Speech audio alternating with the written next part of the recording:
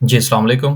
उम्मीद है कि आप तमाम दोस्त खैरियत से होंगे और आज का दिन भी ट्रेडिंग के हवाले से अच्छा गुज़रा होगा। एक और दिन मार्केट में अच्छा खासा जो प्रॉफ़िट टेकिंग का सिलसिला फ्राइडे वाले दिन देखा गया था, आज उसकी कंटिन्यूटी जो है वो आज के ट्रेडिंग सेशन में भी जारी रही।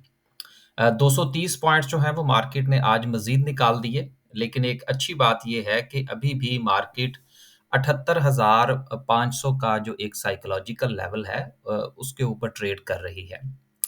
आज मार्केट में वॉल्यूम बहुत कम था उसकी वजूहात में कुछ जो है वो इंटरनेट के मसाइल हैं, इसके अलावा जो चहलम शरीफ है हज़रत इमाम हुसैन रज़ी अल्लाह तआला अन्हु का, उस हवाले से भी था। फिर बहुत सारे जो दोस्त अहबाब हैं, वो इस हवाले से भी राब्ता करते हुए पाए गए कि शायद आज मार्केट जो है वो बंद है। तो ये कुछ कन्फ्यूजन्स थी जिसकी बिना पर आज मार्केट में कुछ वॉल्यूम्स कम रहे। प्रॉफ़िट टेकिंग का सिलसिला जारी है। इसके अलावा अगर आपको तो यकीनन मुझसे ज़्यादा जो है वो अवेयरनेस होगी न्यूज़ के हवाले से कि बलूचिस्तान में जो वाक़यात हुए, तो लॉ एंड ऑर्डर के हवाले से भी कुछ अच्छी खबरें नहीं हैं। इसके अलावा बैंकिंग सेक्टर में हबीब बैंक के हवाले से भी कोई अच्छी खबर नहीं है, वो इंशाल्लाह आगे चल के शामिल करते हैं। तो आज जो है वो वॉल्यूम ना होने के बायस मार्केट जो है वो काफ़ी अंडर प्रेशर रही। 230 पॉइंट्स जो है वो आज मार्केट ने निकाले। सर्किट ब्रेकर की बात करें, तो आज भी माशाल्लाह से 16 कंपनीज़ जो हैं वो हमें अपर कैप में नज़र आ रही हैं, जिसमें आगा स्टील हमारे पास है। इसके अलावा पीआईसीटी की वापसी हुई काफ़ी अरसे के बाद, इसकी खबर है, वो इंशाल्लाह जो है वो शामिल करेंगे। इसके अलावा एसटीपीएल हमारी जो थी वो स्विंग की कॉल थी, ये अपर कैप हुआ। अब यकीनन मैंने पिछले दिनों भी इस बात के ऊपर ज़ोर दिया था कि देखिए हम ट्रेडर हैं, हमने स्विंग के पॉइंट ऑफ व्यू से किसी चीज़ को देखना है या को डे के पॉइंट ऑफ व्यू से कोई अगर हमें ट्रेड मिल जाती है, तो हम तो वो ट्रेड लेंगे। अब आज एसटीपीएल जो है वो हमारा कैप हुआ है और लगातार जो है दूसरा कैप आगा स्टील में है। अब देखने को तो लोग कहेंगे कि जी देखें जी ये तो है वो क्या कहते हैं जी कचरा स्टॉक है। भई कचरा होगा आपके लिए, हमारे लिए तो कचरा नहीं है। जो अगर आप इसकी वो क्या कहते हैं कैपिटलाइज़ेशन देखें तो यार अरबों रुपए की कंपनीज़ हैं और हम जो है वो बड़े आराम से कचरा कह के आगे गुज़र जाते हैं। तो फाइन एक दिन में बहरहाल अब 10% मिल गया, तो हमारे लिए तो कचरा नहीं है। आगे चलते हैं जी और मज़ीद जो है वो खबरें भी हैं बहुत सारी आज कुछ थोड़ा-सा वो क्या कहते हैं मार्केट जो है वो मुकम्मल तौर पर जब सुबह खुली तो खुलते साथ ही मार्केट जो है उसमें हमें प्रेशर देखने को मिला। चूँकि एक्टिविटी नहीं थी ये तो अल्लाह भला करे हबको का हम तो यही कह सकते हैं कि जिसका रिज़ल्ट अच्छा आया पे आउट अच्छा था, तो उसके बाद जो है वो हबको में थोड़ी-सी जो है वो मूव हमें देखने को मिली। कुछ फ़ार्मा जो था वो चल रहा था, तो थोड़ा-सा मार्केट को जो है वो सहारा मिला। अदरवाइज़ अगर ये 2 चीज़ें आज शामिल ना होती, तो आज 1000 पॉइंट्स मार्केट ने निकाल देने थे और ये साइकोलॉजिकल लेवल जो थे वो आज टूट जाने थे। लेकिन अच्छी बात ये है कि मार्केट आज सस्टेन कर गई। ओवरऑल अगर हम सेक्टर्स की बात करें, तो कमर्शियल बैंक्स ने 250 पॉइंट्स निकाले जिसमें हबीब बैंक की खबर है वो आगे चल के शामिल करेंगे। पावर जनरेशन ने 278 सारे के सारे पॉइंट्स आप हबको के कंसीडर करें। हबको ने आज जो है वो मार्केट को सपोर्ट किया। इसके अलावा फार्मा के 17 पॉइंट्स हैं, इन्वेस्टमेंट बैंक के 10 पॉइंट्स हैं, फिर 2-2 4-4 पॉइंट्स जो हैं, वो हमें मार्केट में आते हुए नज़र आए। अ, आपको याद होगा जुमेरात वाले दिन भी मैंने गुज़ारिश की थी कि प्रॉफ़िट टेकिंग कीजिएगा। देखिए बहुत सारे मैसेजेस मिलते हैं कमेंट्स भी आपके पढ़ते रहते हैं। गुज़ारिश ये है कि जिस वक़्त आप यूट्यूब की वीडियो देखते हैं, तो आप इसको इस अंदाज़ से देखा करें कि हमने जो बात करना होती है, हम एक समझ लीजिए कि एक ओवरॉल लुक जो है वो आपके सामने बयान कर रहे होते हैं। अब हम एक ही बात करते हैं, उससे लोग जो हैं वो अपनी मर्ज़ी का मतलब निकालते हैं। लेकिन अगर आपको फ़र्ज़ करें हमारी कही हुई बात समझ में नहीं आ रही, तो कोई ज़रूरत नहीं है उसको पल्ले बाँधने की। बजाए इसके कि आप परेशान होते रहें। वीडियो देखें ज़रूर, बस ठीक है इग्नोर कर जाएँ। क्या क्या ज़रूरत है उसके ऊपर इतने कान धरने की और बाद में फिर परेशान होने की। क्योंकि फिर हमें मैसेजेज़ आते हैं कि जी वो आपने वीडियो में ये कहा था, हमें समझ नहीं आई। आप वीडियो 2 से 3 बार सुनें, यकीनन वो बात आपको समझ आ जाएगी। आगे चलते हैं जी और खबरें शामिल करते हैं।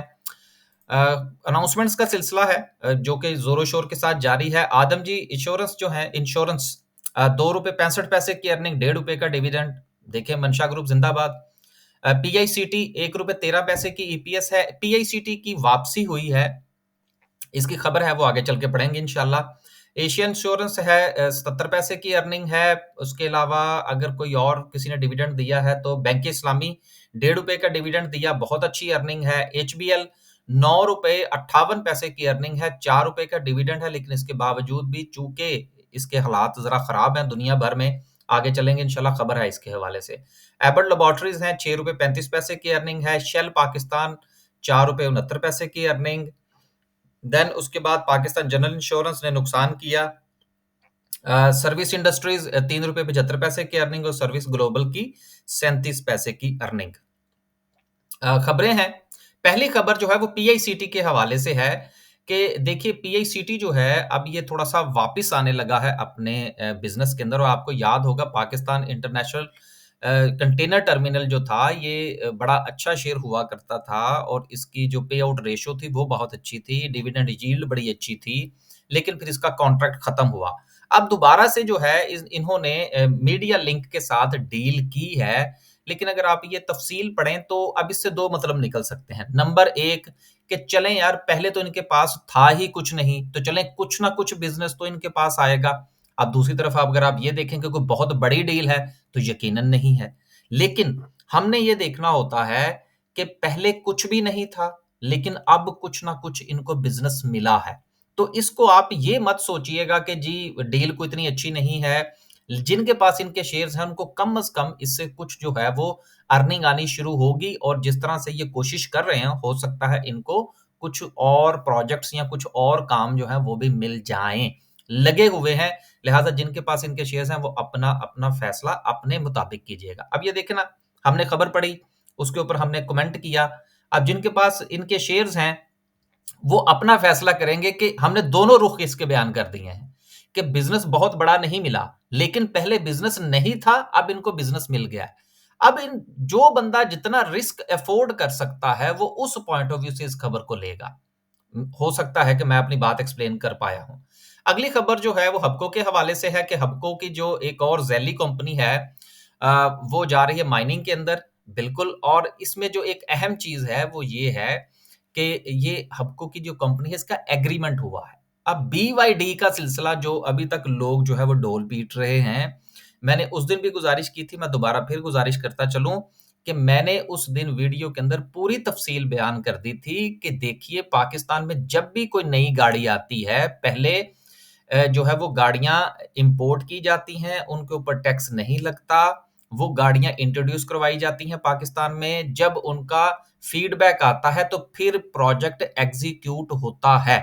लिहाजा बीवाईडी जो है इसका प्लांट का अभी कोई एग्रीमेंट नहीं है। अगर आप पढ़ेंगे पूरी खबर एक मर्तबा फिर जाकर पढ़िए तो वहां पर लिखा हुआ है प्लान टू। जब प्लान टू की बात हो रही है तो वो 2026 की बात हो रही है। तो उम्मीद है कि ये मामला एक भी साथ में निपट गया। अगली खबर जो है वो सिमेट्री ग्रुप के हवाले से है कि जिनको मजीद जो है वो 6 नए क्लाइंट्स मिले हैं, जिनकी वजह से यकीनन इनकी प्रॉफिटेबिलिटी में इजाफा होगा। छोटा शेयर है, अच्छा शेयर है, जिनके पास है वो थोड़ा इंतजार कर लीजिएगा।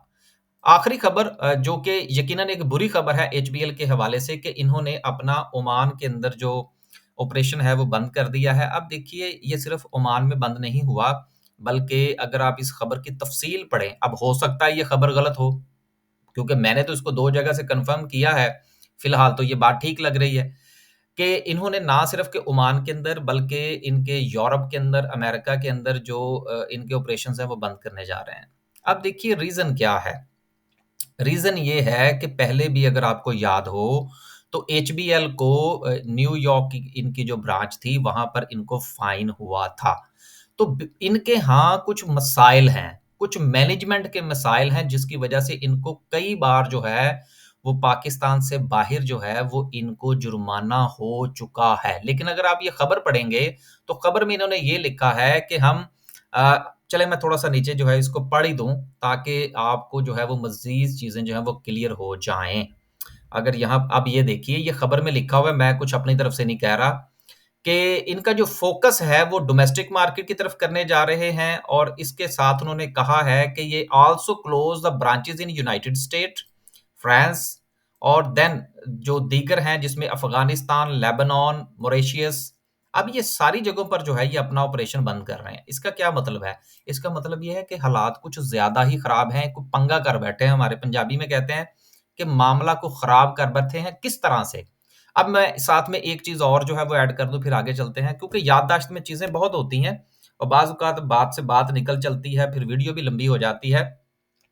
आपको याद होगा हमारा एक बैंक हुआ करता था केएसबी, खादम अली शाह बुखारी बैंक जो था।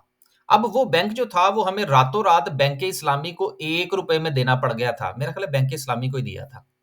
वो रातों-रात बैंक हमने क्यों क्लोज़ किया था? इसलिए कि साहब जो थे उन्होंने ईरान का पैसा अपने पास रखा हुआ था और अमेरिका की नज़र पड़ गई थी। और फिर जो था वो अमेरिका ने कहा था कि अगर आपने ये बैंक क्लोज़ ना किया तो आपके ऊपर बैंकिंग पाबंदियाँ लग जाएँगी।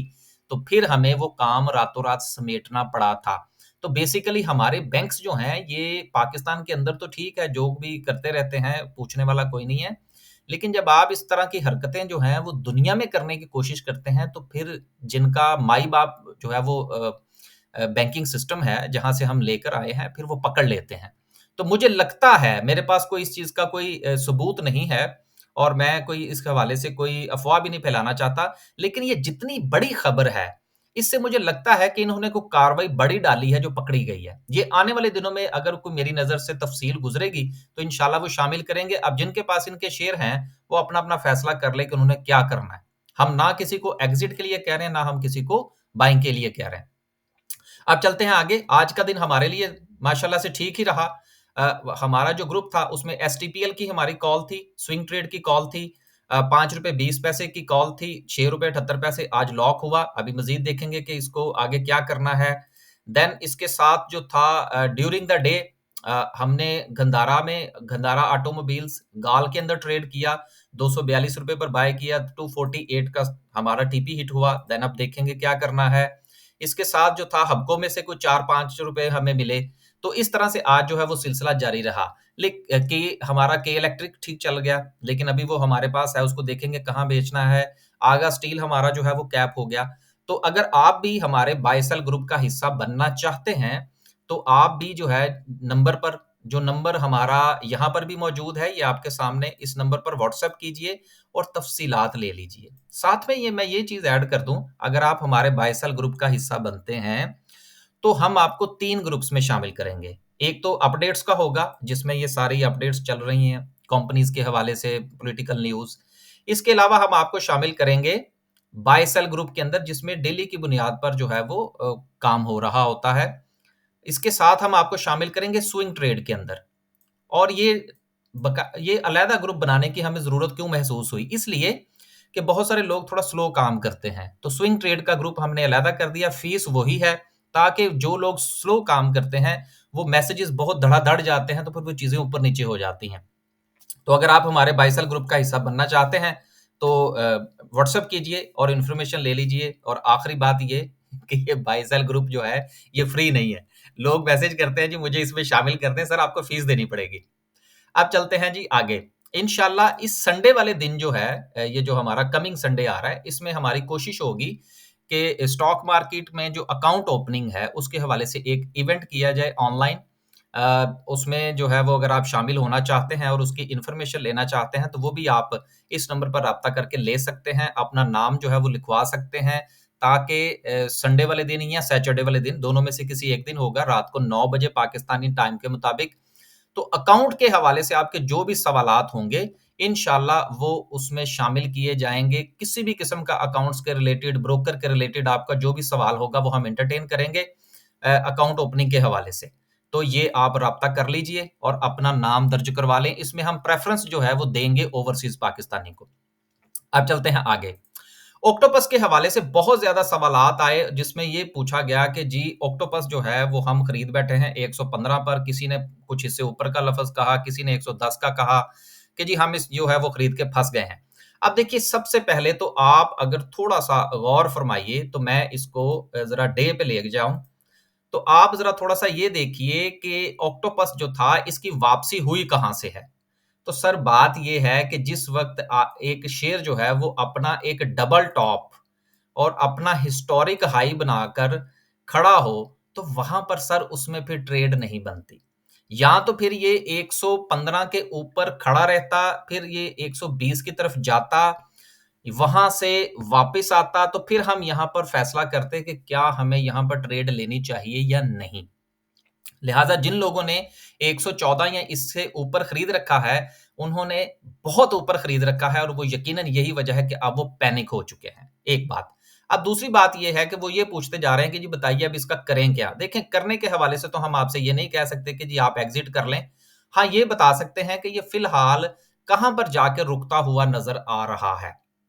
तो इसका ये टाइम फ्रेम ज़रा चेंज कर लें। अब इस वक़्त जो है, ये ट्रेड हो रहा है ₹102 के ऊपर और यही इसकी जो है वो सपोर्ट बन रही है। अगर ये अगर अगर ये ₹102 के ऊपर आपको यहाँ पर क्लोजिंग दे देता है, तो देन आप नीचे स्टॉप लॉस लेकर ऊपर की कोई ट्रेड जो है वो ले सकते हैं। लेकिन इस वक़्त ये ज़ोन अगर आप थोड़ा-सा मज़ीद गौर फरमाइए तो ये बाकायदा तौर पर एक रेज़िस्टेंस बन रहा है सपोर्ट के साथ-साथ। तो यहाँ पर एक खिचड़ी सी पक रही है। हम इसको कहते हैं खिचड़ी का पकना। जब तक यहाँ से क्लैरिटी ना आए, यहाँ से अगर तो ये नीचे जाता है तो देन आपको यहाँ से यकीनन एग्ज़िट ले लेना चाहिए। और अगर आप नई ट्रेड बनाना चाहते हैं तो फिर आपको ₹102 से ऊपर का इंतज़ार करना होगा और देन स्टॉप लॉस जो है वो आपका रफ़ली 99 के करीब होगा। देन आप इस ट्रेड को ऊपर की तरफ लेकर जा सकते हैं। इस वक़्त मुसलसल जो है इसमें प्रॉफ़िट टेकिंग तो हो चुकी है, अब ये डिप्रेशन में है, थोड़ा-सा इंतज़ार कीजिए, थोड़ा-सा देख लीजिए, यहाँ पर ये थोड़ा-सा रुकने की कोशिश कर रहा है, सपोर्ट बनाने की भी कोशिश कर रहा है और इसको यहाँ पर रेज़िस्टेंस का भी सामना है, इसलिए कि ये अपना एक हाई लगाकर नीचे आया है। तो उम्मीद है कि जिनके पास ऑक्टोपस है, वो अपना फैसला कर लेंगे कि उन्होंने कहाँ पर ट्रेड लेनी है या कहाँ पर उन्होंने स्टॉप लॉस लगाना है। अब चलते हैं आगे और बात करते हैं आज की कैंडल की।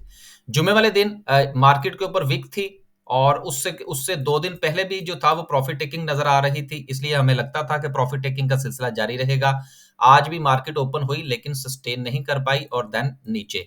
अब मार्केट के पास जो नेक्स्ट सपोर्ट है, वो वापस उसी की तरफ जा रही है जहाँ से मार्केट चली थी।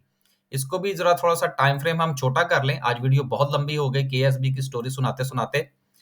अब ये देखिए कि मार्केट जो है वो मुसलसल जो है वो गिरावट का शिकार नज़र आ रही है और इस वक़्त मार्केट्स के पास अगेन जो सपोर्ट है वो 78,500 की है, जिसके ऊपर एक बड़ी कैंडल हमें नज़र आ रही है जो इस तरफ इशारा कर रही है कि मार्केट मज़ीद नीचे जा सकती है। अगली सपोर्ट जो मार्केट के पास है वो 78,000 की है और वो ये वाली सपोर्ट है, दिस वन। तो 78,000 जो है अगर ये मार्केट इसको यहाँ से आपको मौका दे तो देन आपको ज़रूर यहाँ पर जो है वो बाइंग करनी चाहिए। और आखिरी बात ये है कि इस वक़्त पूरा का पूरा इंडेक्स खबरें नेगेटिविटी का शिकार हो रही हैं।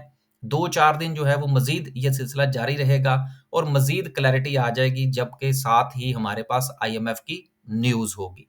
इजाज़त दीजिए। अल्लाह हाफ़िज़। लंबी वीडियो थी, थोड़ा-सा गुज़ारा कर लीजिएगा।